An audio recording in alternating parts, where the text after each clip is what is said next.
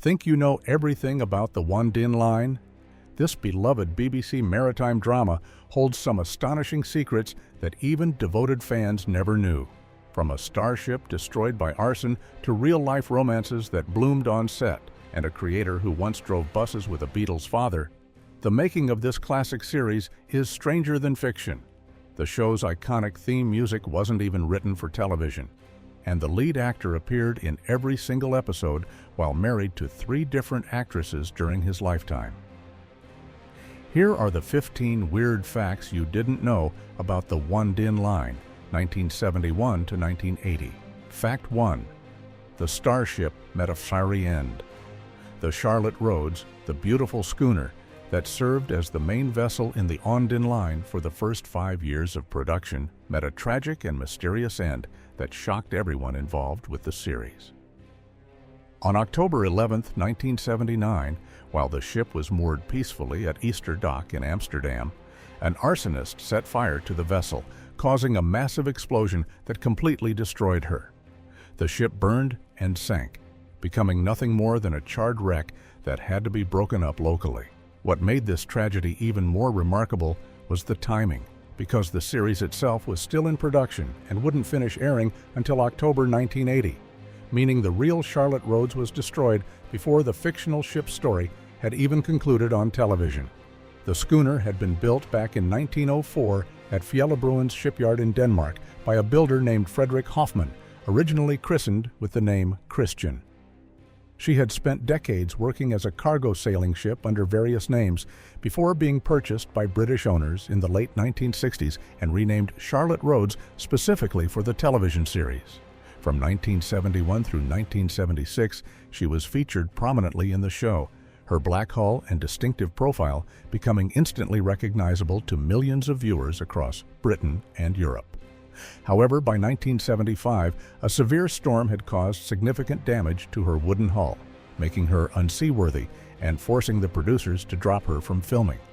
She was then sold to Dutch owners who planned to use her for events and special occasions in sheltered inland waters. But those plans ended in flames just a few years later, with the cause of the arson never fully determined. Fact 2. The creator's Beatles connection. Long before Cyril Abraham created one of British television's most beloved maritime dramas, he was driving buses through the streets of Liverpool alongside a man whose son would go on to become one of the most famous musicians in history. After serving as a Marconi wireless operator in the Merchant Navy during World War II, Abraham returned to civilian life with dreams of becoming a writer, but absolutely no idea how to make that happen. To support himself, he took a job as a bus driver with Liverpool City Transport, where he worked side by side with Harold Hargreaves Harrison, who was the father of George Harrison from the Beatles. The two men drove their routes through Liverpool day after day, with Abraham harboring secret literary ambitions that seemed completely out of reach for a working-class bus driver in post-war England. The turning point in Abraham's life came when he met a local schoolteacher named Joan Thomas while he was still driving buses around the city. Joan saw something special in this frustrated writer and decided to take action to help him pursue his dreams. Since Abraham couldn't afford to buy a typewriter on his bus driver's salary, Joan went out and rented one for him so he could finally start putting his stories down on paper. The typewriter she managed to rent was bright pink, which was the cheapest model available because offices wouldn't use such a brightly colored machine for professional work. Abraham used that pink typewriter to begin writing short stories and articles, initially getting them published in Australian magazines before eventually breaking into television writing. Joan and Cyril married in 1964, and it was her encouragement and that unusual pink typewriter that set Abraham on the path to creating the Onedin Line just a few years later. Fact 3. A mythological name origin. The distinctive surname that would become synonymous with one of British television's most memorable characters came from a rather unusual source that Cyril Abraham discovered quite by accident. When the BBC agreed to produce his maritime drama series, Abraham had already decided that his protagonist would be named James, but he was struggling desperately to find the perfect surname that would capture the character's connection to the sea and his ruthless, ambitious nature. He wanted something completely unique that audiences had never heard before, a name that would be memorable and fitting for a sea captain building a shipping empire in Victorian Liverpool. The solution came to Abraham one day when he was reading and stumbled across the word Onedin, which refers to a mythological water spirit or sea nymph from European folklore, often depicted as a beautiful female creature who lived in rivers, lakes, and oceans. Abraham immediately recognized that this mythological connection to water and the sea was exactly what he needed, but the name Onedin itself was too feminine and too obviously mythological for his hard-edged male protagonist. In a moment of creative inspiration, he simply transposed the letter E in Onedin, moving it from the end to a different position, which transformed the word into Onedin. Abraham himself described this newly created surname as meaning a sea devil, which perfectly captured the ruthless and determined nature of Captain James Onedin, a man who would stop at nothing to build his shipping empire. In a 1973 interview with Woman magazine, Abraham explained this entire creative process, revealing how a chance encounter with an ancient myth about water spirits led directly to one of the most distinctive character names in British television history, all through the simple act of rearranging a single letter. Fact 4. The lead actor's marathon performance. Peter Gilmore achieved something truly extraordinary in British television history by appearing in every single episode of the Onedin Line throughout its entire run, a feat that becomes even more impressive when you consider the show lasted for 91 episodes, spanning 9 years from 1971 to 1980. While other cast members came and went, with some characters being written out or killed off when actors grew tired of their roles, Gilmore was the one constant presence who carried the entire series on his shoulders from the very first episode to the very last. This kind of sustained lead performance was exceptionally rare in television at the time and remains remarkable even by today's standards, especially considering the demanding nature of the role, which required him to do extensive work on ships and in outdoor locations around England in all kinds of weather conditions. The success of the Onedin Line made Gilmore a household name across Britain and much of Europe, with his portrayal of the ambitious and ruthless Captain James Onedin becoming so iconic that it essentially defined his career. However, this incredible success came with a significant downside that Gilmore himself acknowledged in later interviews, as he felt that he had become completely typecast as the rugged, authoritative sea captain with the mutton-chop sideburns and commanding presence. After the series ended, Gilmore found it extremely difficult to land other major leading roles because casting directors and audiences simply couldn't see him as anyone other than James Onedin. Despite appearing in other productions, including a Doctor Who serial called Frontios in 1984 and various guest roles on shows like Heartbeat, Gilmore never again achieved the same level of fame or found another role that could match the impact of his 9-year commitment to the Onedin Line. Fact 5. On-screen romance became reality. The on-screen chemistry between Peter Gilmore and Anne Staley-Brass, who played the married couple James and Anne Onedin at the heart of the series, turned out to be more than just excellent acting because the two actors actually fell in love during the production of the show. When they first met while filming the pilot and first series of the Onedin Line in 1970 and 71, both actors were married to other people, with Gilmore in his second marriage to actress Jan Waters and Staley-Brass married to her first husband, Roger Rowland. However, as they worked closely together portraying a couple whose marriage evolved from a cold business transaction into genuine love and affection, their own friendship gradually deepened into something more romantic over the course of filming the first 2 series. By the mid-1970s, both of their previous marriages had ended, and Gilmore and Staley-Brass began living together as a couple, though Staley-Brass had already made the decision to leave the Onedin Line after the second series concluded in 1972, so she could return to her first love of theater work. Her character, Anne Onedin, died in childbirth at the end of Series 2, which was written into the show partly to accommodate the actress's desire to move on. But the real-life romance between the two actors continued to flourish off-screen. After living together for 10 years, Peter Gilmore and Anne Staley-Brass finally married in 1987, 7 years after the Onedin Line had finished airing its final episode. Their marriage lasted for 26 years until Gilmore's death in February 2013 at the age of 81, making their real-life love story even longer and more enduring than the relationship their characters shared on screen. Fact 6. Their home became a film location. Peter Gilmore and Anne Stallybrass developed such a deep connection to the coastal town of Dartmouth in Devon that they decided to purchase a property there, creating a remarkable situation where their real home became intertwined with the fictional world of the series they were filming. While working on location in Dartmouth during the production of the Onedin Line in 1971, both actors immediately fell in love with the picturesque harbor town and its historic maritime atmosphere, which served as one of the primary filming locations, standing in for 19th century Liverpool throughout the show's run. By 1978, they had purchased a lovely cottage in the area at Crowther's Hill, and in a gesture that showed just how much the series meant to them personally, they named their new home Onedin House, in honor of the show that had brought them together and made them famous. What makes this story even more unusual is that the BBC production team actually used Gilmore and Stallybrass's personal cottage as an actual filming location for various scenes in the Onedin Line, meaning that viewers watching the show were sometimes looking at the real home of the two lead actors without even knowing it.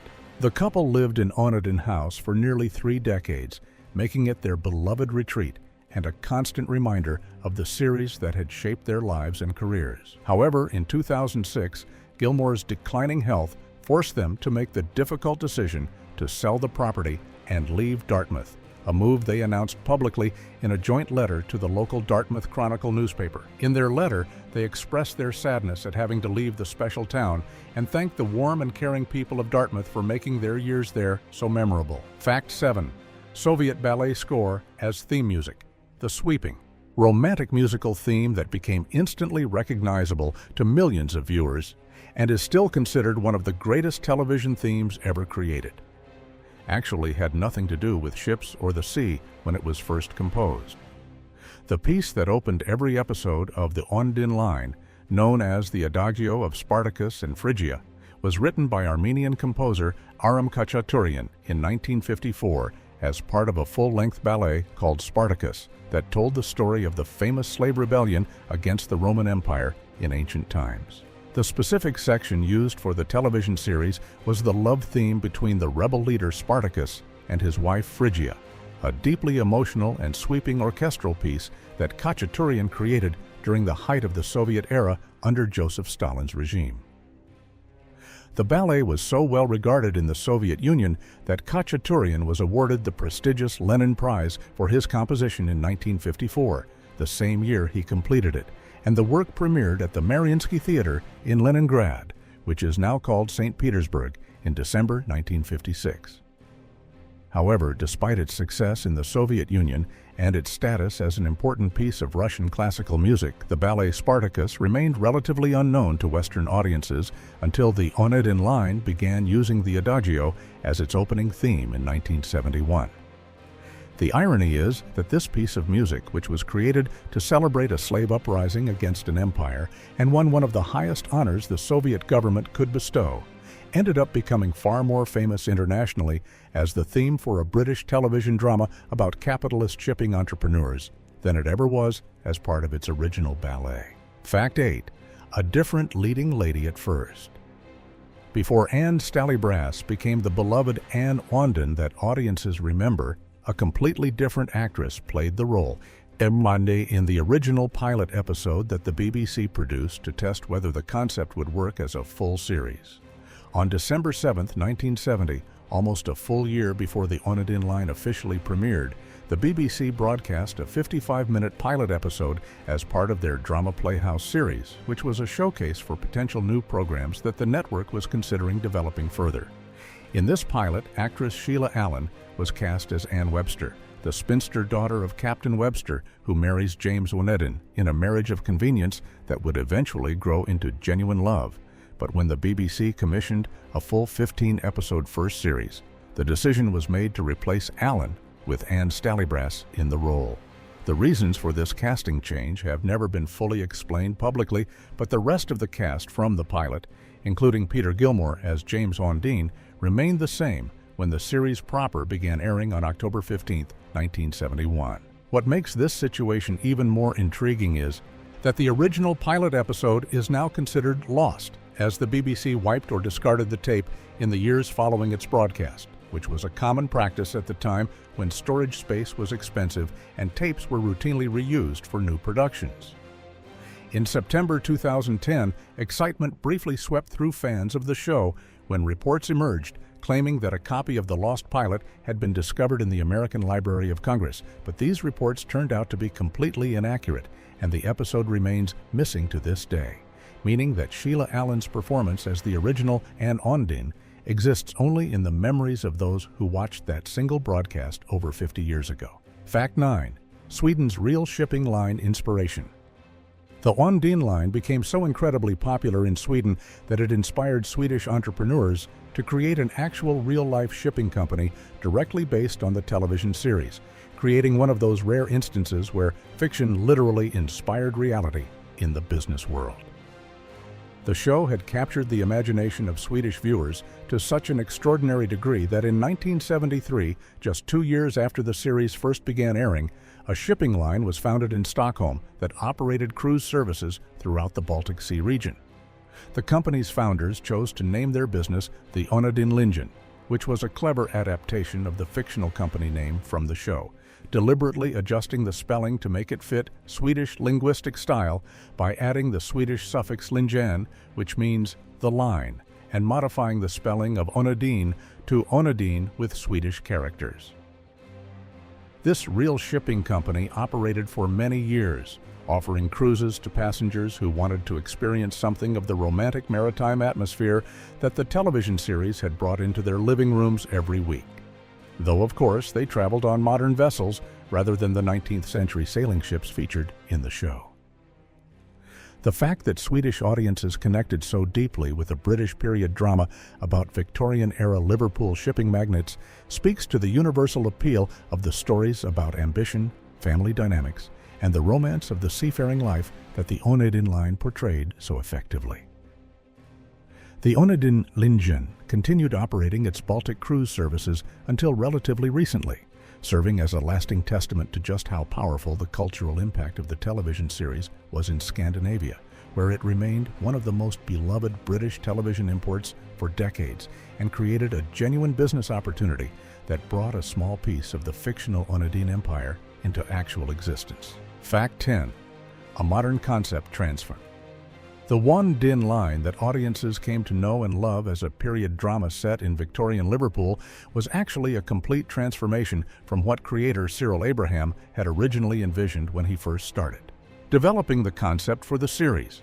Abraham's initial idea was to create a contemporary drama series about a modern shipping company in the 1970s, focusing on the boardroom battles, business rivalries, and seafaring adventures of a present-day maritime enterprise that would combine elements of corporate intrigue with the excitement of international shipping.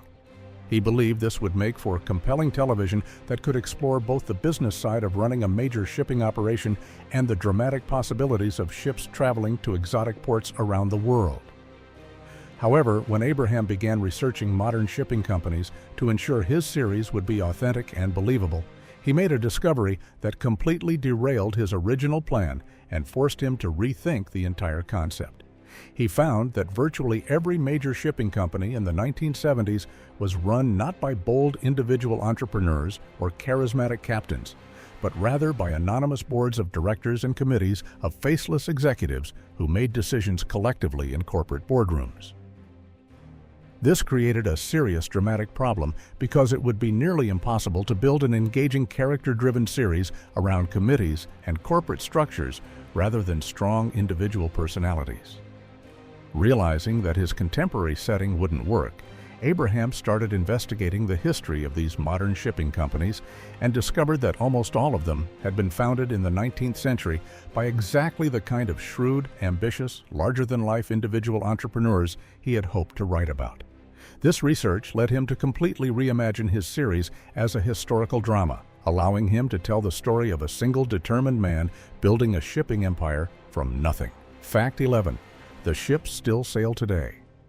While the Charlotte Rhodes met a tragic end, and many of the other vessels used in filming have long since disappeared, two magnificent Norwegian tall ships that played prominent roles in the Onedin Line are not only still in existence but continue to actively sail the seas nearly 50 years after the series first aired. The Christian Radich, a beautiful full-rigged three-masted ship that was built at the Framnes shipyard in Sandefjord, Norway, and launched on June 17, 1937, appeared extensively throughout the series as one of James Onedin's fleet of ships. This vessel, which is 73 meters long, including the bowsprit, and can reach speeds of up to 14 knots under full sail, was already famous before the Onedin Line because it had starred in a 1958 widescreen documentary film called Windjammer that achieved international success. But its appearance in the BBC series introduced it to a whole new generation of admirers.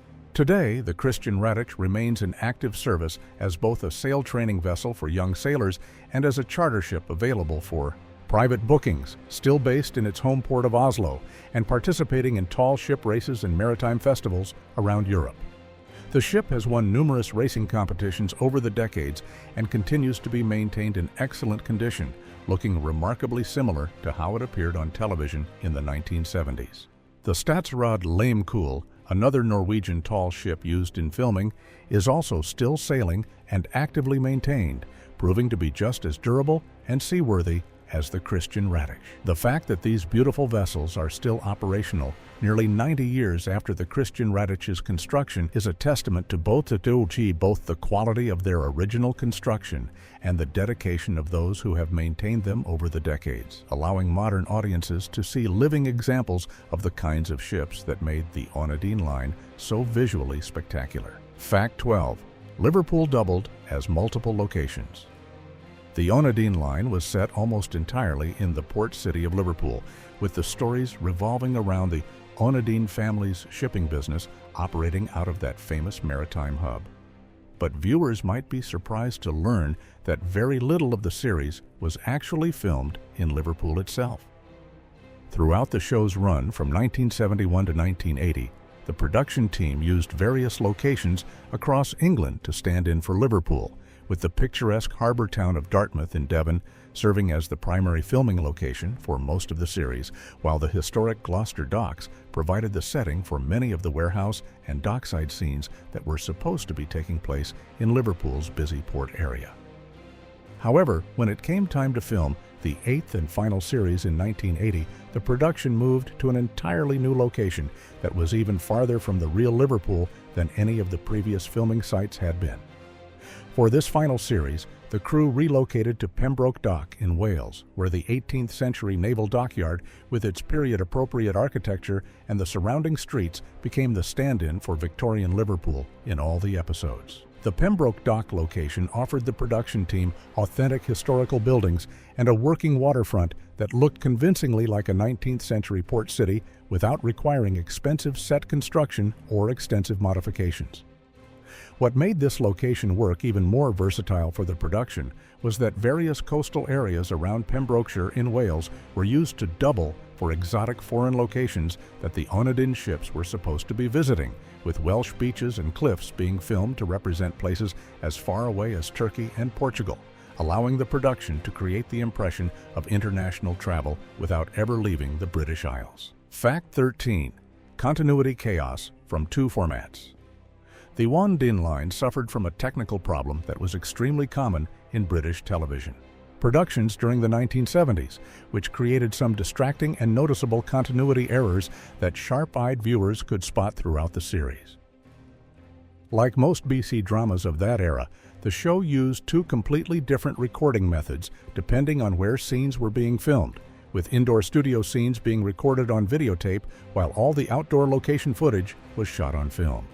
This split approach was standard practice at the time because videotape equipment was too bulky and expensive to take on location shoots. So film cameras were used for any scenes that needed to be shot outside, particularly the extensive maritime sequences that were such an important part of the show's appeal.